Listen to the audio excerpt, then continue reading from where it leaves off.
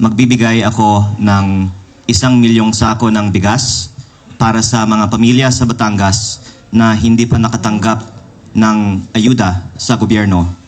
At ito po ay ginagawa ko naman noon pa sa aking distrito, pero ngayon magbibigay ako ng bigas para sa buong Batangas.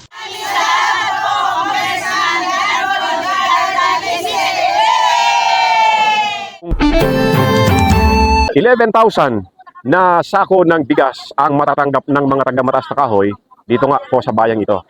Ayon ho kay dating Mayor Janet Magpantay-Ilagan, ito po ay simula pa lamang ng pamimigay ni Congressman Leandro Ligarda Leviste. Gagawin niya ito uli sa sunod na mga panahon, aniya. So wala hong pipiliin ayon ho kay Congressman sapagkat kung sino man po nangailangan ng bigas ay makakatanggap po ng bigas nito na kung saan ay walang halong kulay. Tayo po ay napakapala dahil tayo po ay napagkalooban ng ating minamahal na Congressman ng 1st District of Batangas, Honorable Leandro Ligarda Leviste ng bigas. At lahat po ay makakatanggap. Wala po itong halong politika.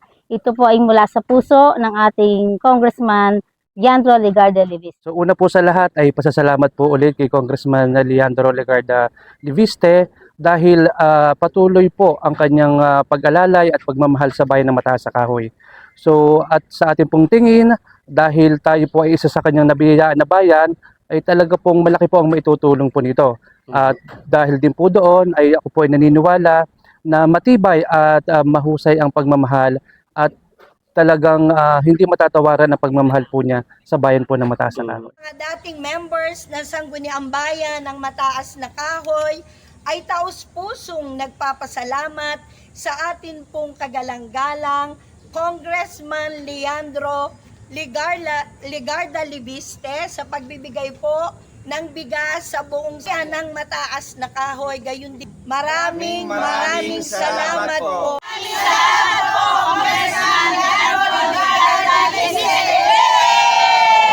Kung sino man po nangailangan ng bigas ay makakatanggap po ng bigas nito na kung saan ay walang halong kulay ng politika niya. Lahat ng hindi nabigyan ng national government ay kanilang bibigyan. So 11,000 hong pamilya ang mabibigyan simula ngayong araw nito dito po sa bayan ng Mataas na Kahoy. Dagdag pa ni dating Mayor Janet Magpantay-Ilagan na sila po ang maghahatid sa bawat barangay dito nga po sa bayang ito ng Mataas na Kahoy. Ito po si Marlete nag-ulat para sa Radyo Bravo Nationwide Mataas na Kahoy. Yan ang ating Bravo Balita. Salamat sa panonood.